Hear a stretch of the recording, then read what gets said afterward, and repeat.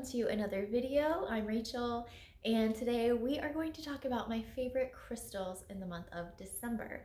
Every month I make these videos and I look back over the previous month to see what crystals I picked up the most.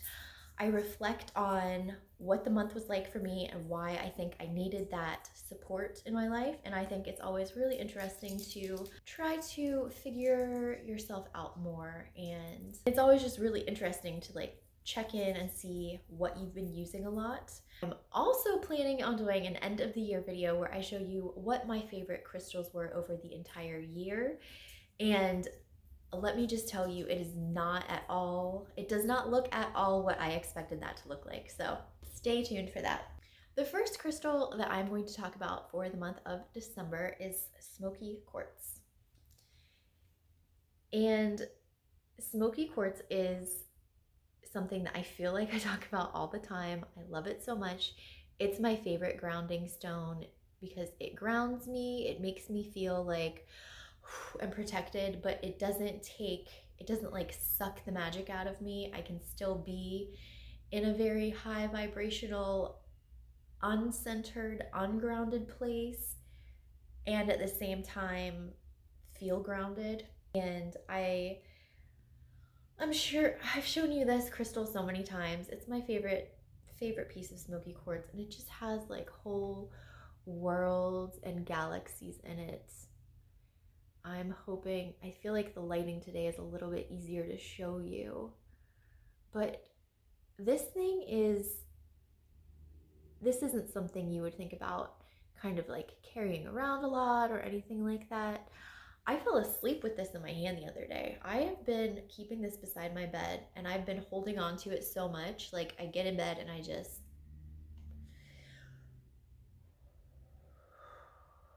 and whenever my hand grips really tightly around a crystal, I know I really need it. I've just really been clutching onto the Smoky Quartz this month a lot.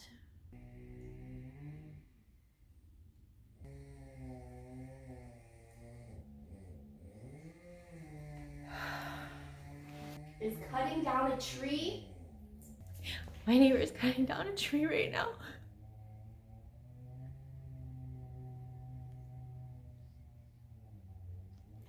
Usually when things like this happen, I have to leave. I can't be around it.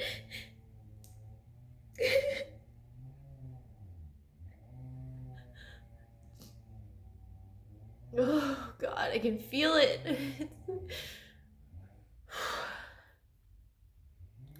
We're gonna have to come back to this later.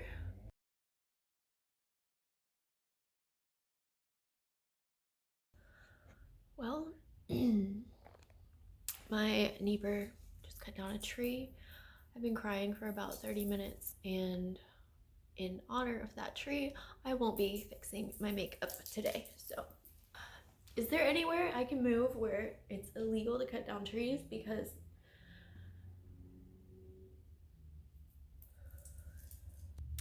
in addition to using this piece of Smoky Quartz quite a lot, I also wore my ring a lot this month, and I'm so in love with this Smoky Quartz ring. I've loved it since the moment I saw it, and it's a very soothing thing to wear.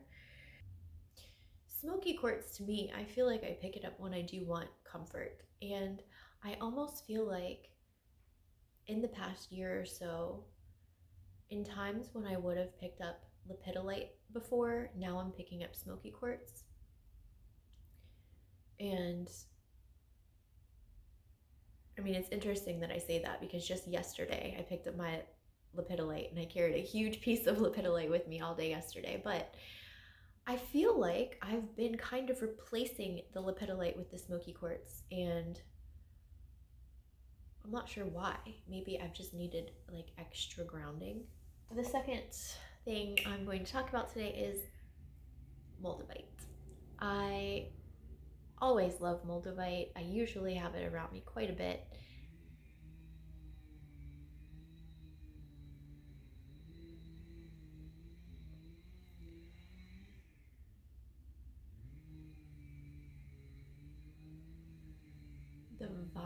instant urges that I feel when someone is disrupting nature. Like,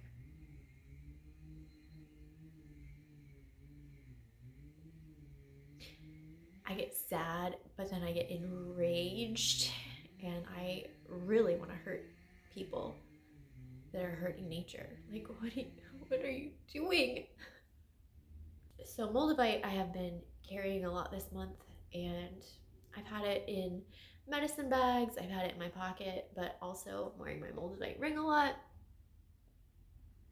And sometimes I do pick up Moldavite for a reason, but a lot of the time I am just guided to wear Moldavite. Like, it'll pop in my head and I need it immediately. It tells you sometimes when to take it off and when to put it on. I've had that happen a lot.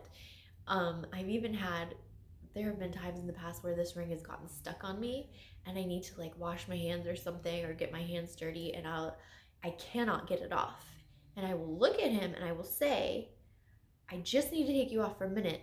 I'll put you right back on. And after I say that, I can get it off. I don't think I ever like look up what Moldavite means very much anymore. It might be interesting to do that. Transformation, rapid spiritual evolution, chakra activation, cleansing, protection, catalyzes multiple and very powerful spiritual awakenings, is supposed to guide one to one's destiny and help one find and preserve true love. Has a tendency to attract all that relates to one's spiritual evolution and highest good. Prophetic dreams, visions of one's true destiny. This just flew out of my crystal book.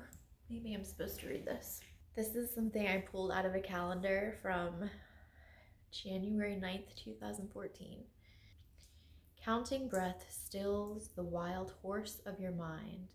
Let thoughts come and go. They'll try to pull you along, but instead return to breath. It's a remarkable thing that happens. You're in the moment.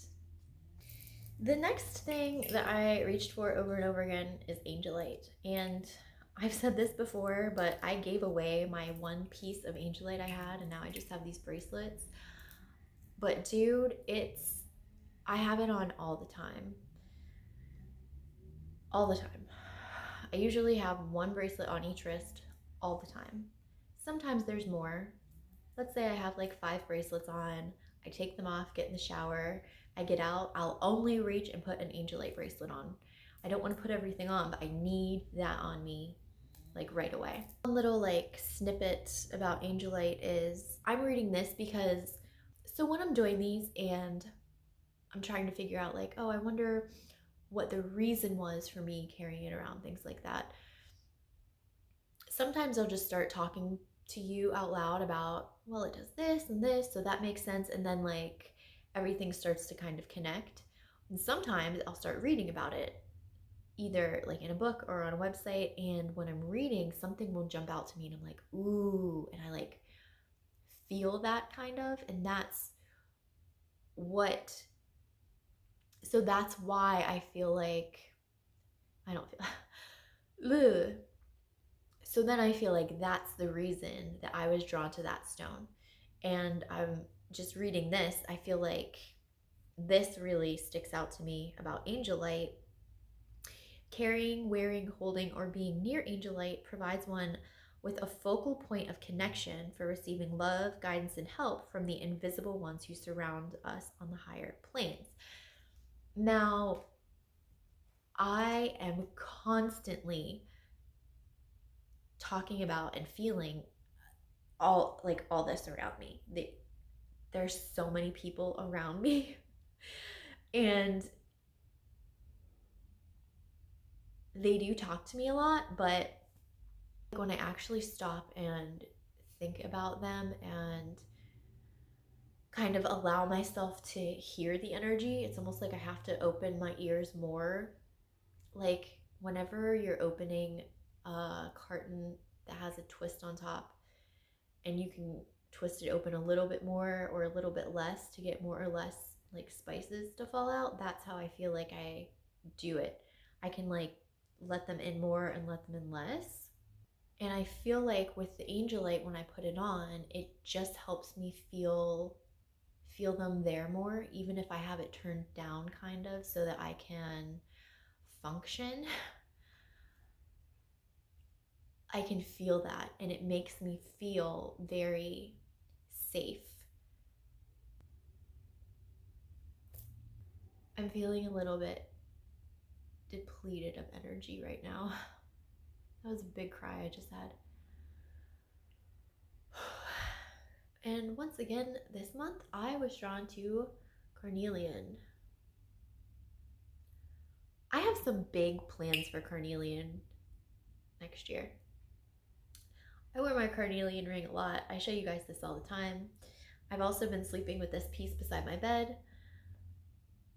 And I keep thinking to myself, I need a bigger piece of Carnelian. I was even shopping online the other day for one, and I just, nothing was really like sticking out to me. And now, like right now thinking about it, I can't even think about like what shape I would want or anything. Ooh, maybe I need a sphere. Carnelian is supposed to help regain one's strength after illness or injury. And it's very much about like vitality and energy and passion, all coming from the first three chakras. I keep wanting to do that. It's like, I feel like it pushes me kind of to just like get through the day, but also I feel like I'm connected to Carnelian because of a past life. I feel like in a life where I was a man, I had a Carnelian ring. That just came out of nowhere. I've never thought about that before that I remember. Next crystal that I picked up over and over and over and over and over again this month is Lapis. And I've been wearing it a lot. How wonderful is Lapis, really?